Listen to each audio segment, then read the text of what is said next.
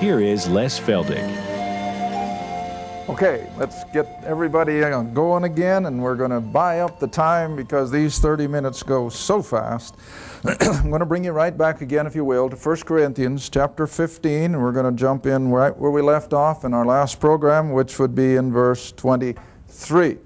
While you're looking that up here, and for those of you at home, we want to again remind folks that we do have all the programs available on video, in little books, and now on the audios. And if you're interested, you just drop us a note and we'll get the information to you. Again, we have so many questions come in.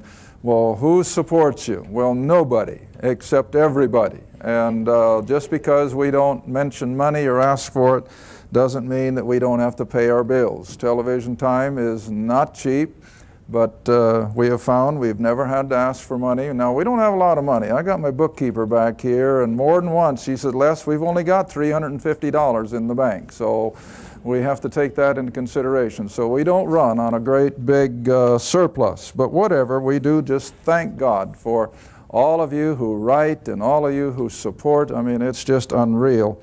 Iris and I almost just about shed tears once in a while at the outpouring of your letters and your contributions. And I've said it before and I'll say it again, unless it gets an awfully lot bigger, we read every single letter that comes. Don't think for a minute that we don't.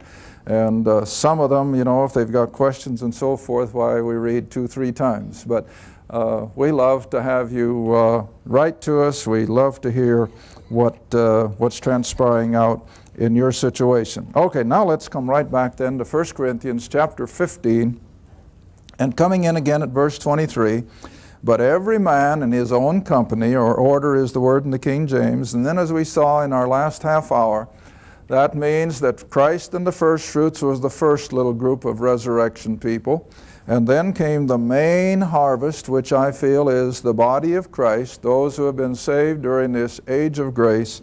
And then after the tribulation has run its course and we go into the kingdom for an extra 75 days, then the Old Testament saints, which of course would include Daniel and all the rest and the tribulation saints, will be resurrected in their company. All right, but before we go any further, like I said in the very first program this afternoon, I got the lines on the board. And it's been a long time since I've put my timeline up there, and I know this has opened a lot of eyes over the years to see how historically God's plan of the ages just keeps unfolding. And to give you first where I'm going to go on my timeline, I guess I'll have to take you away from 1 Corinthians and go back to Psalms chapter 2 for just a second. And all the way back to Psalms, the 2nd chapter, which I have always referred to as the outline of the Old Testament prophetic program. Now, I've made the comment on this program umpteen times that all prophecy, all true prophecy, is directed only to the nation of Israel, and usually, maybe not always, but usually that prophecy will be within a time frame. In other words, the first real prophecy given in the Old Testament was when God told Abraham that the children of Israel would end up in a land that wasn't theirs and they would be in slavery. And he was speaking, of course, of Egypt and how that afterwards they would come out and they would come back to the land of Canaan. Now that was a distinctive prophecy of what would happen years down the road, but he put it in a time frame. 430 years, see? And then you get to Daniel chapter 9, and Daniel writes that 490 years are determined upon your people Israel. And there comes the prophecy again leading up to the crucifixion, and that's where we get our idea of the 7 years of tribulation. That was prophecy concerning Israel. Now there is nothing in the Old Testament, prophetic or otherwise, that connects it to the church, which is his body. Not a word is there in the Old Testament of a 1900 and some year period of time where God is calling out predominantly, not exclusively, but predominantly Gentile. Not a word. And if people can just get that through their head, they've got the battle half won. But all right, now in Psalms chapter 2 then, we see the brief outline of this Old Testament prophetic program given to the Jew. All right, beginning at verse 1. Why do the heathen or the Gentiles, the non-Jew, why do they rage? And why do the people? Well, naturally, there's only one other group of people in humanity, and that's the Jew. So if the Gentiles rage, then the others would have to be the Jews, and they imagine a vain thing. And then verse 2, the kings of the earth set themselves, and the rulers, that is of Israel, take counsel together. Now remember, even though Peter only blames the Jew in Acts chapter 2, yet we cannot just blame Israel for the crucifixion. The Romans carried it out. The Jews demanded it, but the Romans carried it out. So here's the word, together. They did it in consort. And so together they take counsel against the Lord and His anointed, and they said, let us break their bands, that is God's desire to rule. Let us break their bands away and cast their cords from us. In other words, they rejected His offer of being the king. You know that. And that was the whole scope of His earthly ministry. He had come in fulfillment of all these prophecies that Israel would have the divine Son of God as their king and their Messiah and Redeemer. But they rejected Him. They crucified Him. But Rome was involved, see? Now then, verse 4. He that sitteth in the heavens, in other words, the triune God who is still watching over all of this, He sits in the heavens and shall laugh at the foolishness and the stupidity, if I may use the word, of mankind. That here they had the king. He could have set up his kingdom. But what did they do with him? They killed him. They crucified him. They said, away with him. We'll not have such a man to rule over us. All right, now read on. He shall have them, that is, the Lord shall have these nations in derision. Now verse 5. Then, in other words, after having rejected the Messiah, they've killed him. Then He, God, will speak unto them, that is, the nations of the world as well as Israel, in His what? Wrath. See? Here's the prophecy concerning the final 7 years of tribulation. He shall speak unto them His wrath, and vex them in His sore displeasure. And then what's the next event? Yet have I set my king, where? On the holy hill of Zion. And where's that? Jerusalem, just south of the Temple Mount. And it's from Zion, you see, that Christ is going to rule in His 1,000-year reign. All right, there is your Old Testament prophecy then, your timeline in a nutshell. Now let me put it on the board, maybe you can understand it a little better. We come away from Adam, of course, back here at 4000 BC. I'll try to make this a little bigger so that people can see it on the camera. Here we have Adam. The human race has run along now for 1,600 years. 1,600 years from Adam until the next big event in God's timetable, which is the flood, Noah's flood, which from the reverse side, of course, will be about 2400 BC.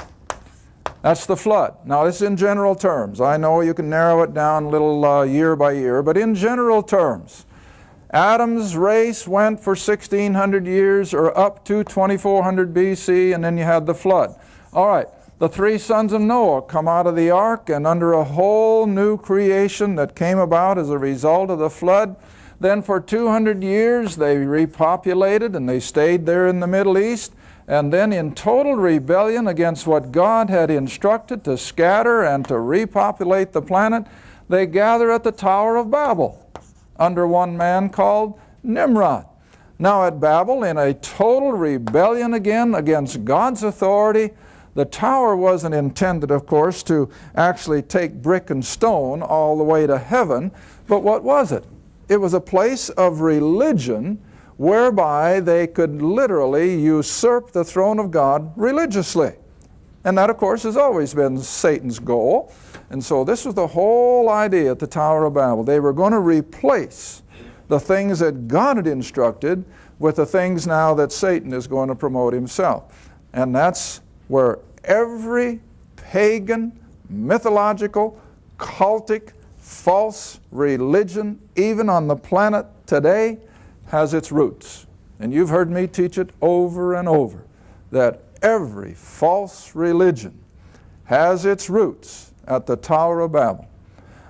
I was just reading, I think it was, somebody gave it to me, I think it was in the Reader's Digest Book of the Month, about this cult in Japan where they put the poison gas in the subways here some time ago. Well, where did the old boy who became the guru of that cult, where do you suppose he went for his so-called enlightenment? To the Himalayas. And so who did he find in the Himalayas? Some Buddhist guru who supposedly gave him the enlightenment, supposedly, and he goes back to Japan and begins this cult. Well, already you can see, you go right through Buddhism and you go through these other Eastern religions, and where are their roots? The Tower of Babel. And so every cult that's on the planet tonight, I don't care who they are or what they are, every pagan religion, every mythological religion that has ever existed, they all run their roots right back to the Tower of Babel. Okay, one of the big highlights, of course, in the Old Testament economy. And so God scattered them. You all know the account of Babel, and it means confusion. All right, then another 200 years went by, and once again God does something totally different. He pulls off this mainstream of humanity, this man Abraham, and he brings about the nation of Israel by an act of a sovereign God. This didn't happen accidentally, but God sovereignly pulls out of the mainstream humanity through the man Abram, as he was first called, and he promises him the nation of Israel. Now, this will answer the question that I get so often in one form or another. Some will write and say, well, where did the nation of Israel begin? I've had others that write and say, well, where did the Gentiles begin? Well, now it answers it, doesn't it? The Gentile line, as we understand Gentiles, is this mainstream of humanity coming from Adam, coming from the three sons of Noah, coming through the nations scattered at the Tower of Babel, and they just keep on going. This is the Gentile stream of humanity, and out of that stream of humanity, God pulled the little nation of Israel by virtue of separating the man Abraham, who, like I have made comment before, was not a Jew. He was born of Syrian parents. His brothers were Syrians, you know that. And when Isaac went up to Haran to get a wife from his uncle, what was Rebekah? Well, she was a Syrian. And then later on, Jacob goes up and he gets his little wife from his uncle Laban, and what was Laban? He was still a Syrian. But by virtue of God's decree and God's work of sovereignty, he declares that this man Abram now is the father of the Jewish race. And so if you've ever wondered where does the Jew begins, he began when God separated Abram out of his family in Ur of the Chaldees, and by way of his wife, which he took from Ur, a half-sister, he has the first son, Isaac. And so I always tell people, I guess if you want to be real technical, the first real Jew then would be Isaac. But nevertheless, God refers to Abraham as the father of the Jewish people, even though he came from one of the other nationalities. All right, so now we have the nation of Israel has made its appearance, and from Genesis 12, now this is what's so amazing. All the first 11 chapters of Genesis, you see, cover the first 2,000 years of human history, just in 11 chapters. And then in chapter 12 of Genesis, we have the giving of the Abrahamic covenant, and I'm almost refrain from using it too much because I don't want to run it into the ground. But there is nothing more important, I don't believe, in all the Old Testament than this covenant that God made with Abram, as he's called early on, at 2000 BC, to bring about the nation of Israel. Now Israel, of course, according to all the promises of God, was to be a nation that God would prepare and use. Now come back with me, if you will, to Genesis, and we'll just take a brief look at what I've already rehearsed. In Genesis 12, like I said, this has been on our earlier programs, and for those who have bought tapes, I kind of have to apologize that you're going to get the same thing in this tape as you got in one of the earlier ones. But for benefit of all those who do not have the tapes, I feel duty-bound to rehearse this once again. Genesis chapter 12, beginning at verse 1. Now the Lord, Jehovah, had said, back in chapter 11, unto Abram, Get thee out of thy country and from thy kindred and from thy father's house unto a land that I will show thee. Now I got to stop there. Hold your hand in Genesis and flip over to Joshua. Right after Deuteronomy. Joshua, the last chapter, that's number 24.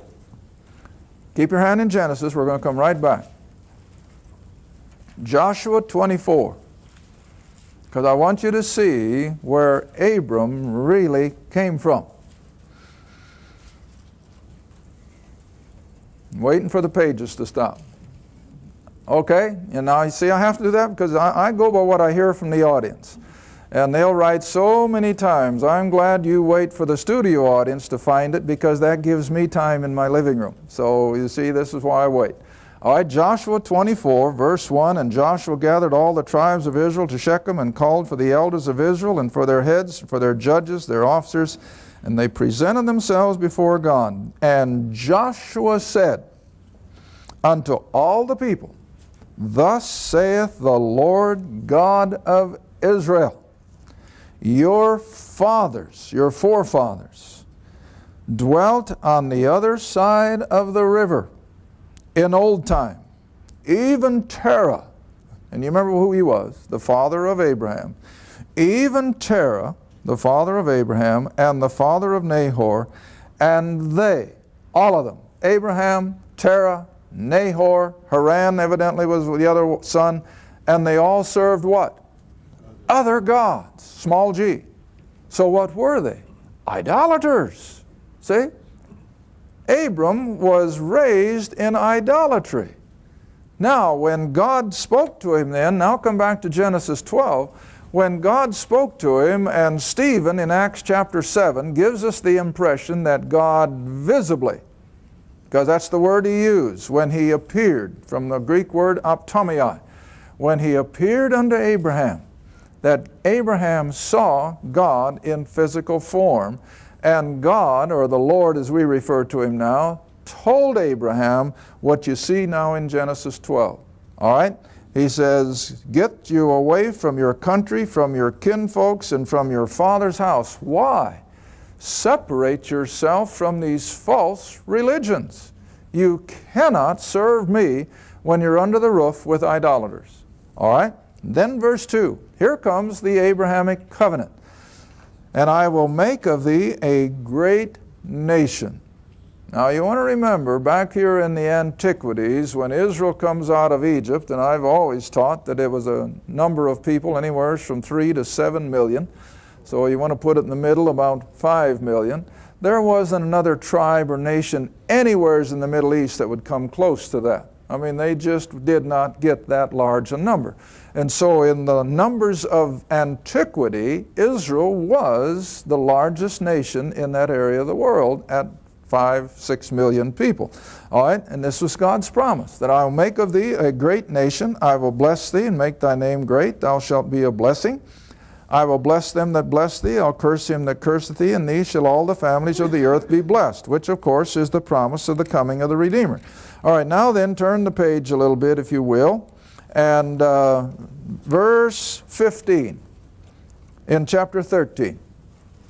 Now we see the next part of this Abrahamic covenant. Not only would they be a nation of people, but now God's going to have to put them in a geographical area of land. They can't just continue on in slavery in Egypt. If they're going to be a nation of people that God's going to work through, they have to be in their own borders. All right, here it comes. Verse 14 of chapter 13, the Lord said unto Abram, after Lot was separated, lift up now thine eyes and look from the place where you are northward, southward, eastward, westward. And you want to remember, if you've never been to Israel before, but right up through the spine of that little narrow neck of land between the Mediterranean and the Jordan River are mountains. And so here Abraham is on the high ground. And God says, now Abram, you look as far south, as far north, east, and west as you can look. All the, verse 15, for all the land, see? For all the land which thou seest, to thee I will give it, and to thy seed forever. All right, now then let's come all the way up to, oh my goodness, for sake of time I hardly know where to go next. But let's go to Genesis 46. That'd probably be a good one. Let's go to Genesis 46. Now time has gone by, but it's still within that time frame of the prophecy. That was 430 years. And within that time frame now, Israel has become a nation. They're in slavery in Egypt.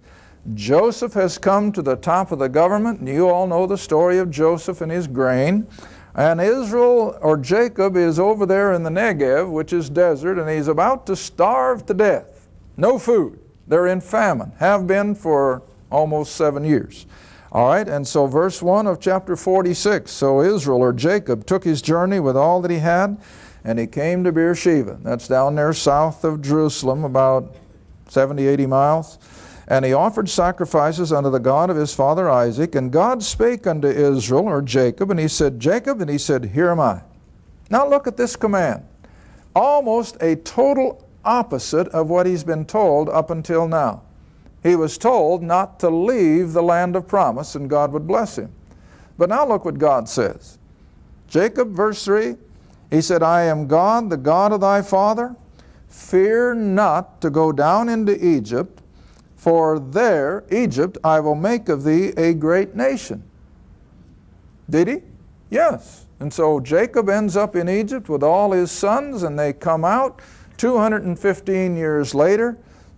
Like I said, 5, 6, 7 million souls. All right, now in just the few seconds, I guess, that we've got left, I want you to stop at Exodus chapter 19. Exodus 19. Oh, we got a few minutes. Okay, Exodus 19. Now, time has gone by, another 215 years. And now Moses has led the children of Israel out of Egypt. The 430 years are now completed. And we see the nation gathered around Mount Sinai, and now God is getting ready to do something totally different than he's ever done before. And I bet most people don't even think about it. Do you know that from Genesis 1 until Exodus 20, there was never any written do's and don'ts from God so far as what men could and could not do? Do you know there has not been one single item of God-instituted worship until we get here? Oh, I know they probably brought sacrifices, but so far as having an organized system of worship, there has been none. So here we have something that's never happened before, that God tells the nation of Israel that he's going to give them the law, he's going to give them the priesthood, he's going to give them the whole system of sacrificial worship. And for what purpose? To make them aware of God's holiness, to make them aware of his sovereignty, and to make them aware that God is preparing them for a future role in the midst of all the pagan idolatry that was now all the way around them. Now you want to remember, the whole world was steeped in idolatry now except for the offspring of Abraham. All right, now then look what he says in Exodus 19, beginning at verse 5. Exodus 19, beginning at verse 5. And the children of Israel encamped at the base of the mountain. Moses is up there talking with God, and this is what God tells him. Now therefore, if, see, there's the condition, if you will obey my voice indeed and keep my covenant, the one that he is about to give, the covenant of law, if you will keep my covenant, then you shall be a peculiar treasure unto me above all people. What does that do with the nation of Israel? Just like I got the line on the board, it lifts them out of that mainstream of humanity, and it puts them into that place of covenant relationship as God's favored, chosen people. Now we know that By the time we get to the book of Acts, when Paul so much as mentioned the word Gentiles to that Jewish audience, what happened? He had an uproar, a riot. Well, it all began, of course, with good intentions, that God intended this little nation of people to be a particular people of value that He could use to reach all those pagans. That was the whole concept. All right? Now look at it again in Exodus 19. So He says, you're a treasure unto me above all people. And why could God do that? Because all the earth is mine. What is He? He's sovereign. Oh, I can't drive that home enough. That God is sovereign. He created this ball of wax and He can do with it whatever He wants. And man can shake their fist in His face all they want, and they'll never diminish God's sovereignty. And so in sovereignty, He says to the nation of Israel, I have made you of an intrinsic value to me because the world is mine. All right, now here comes the promise that if they would be obedient, God says, you shall be unto me. Now He's speaking to the nation of Israel. And you shall be unto me a kingdom of what? Priests. And anybody who knows anything about religion, the role of a priest is a what? It's a go-between, see? So every Jew was to be a prepared person to be a go-between someday down the road between the pagan world around them and Israel's God. All right? And you shall be unto me a kingdom of priests, a holy or a set-apart nation. These are the words which you must speak to the children of Israel. Now, most people can't understand that this is the purpose of Israel, that they were to be a kingdom of go-betweens. Thank you for watching.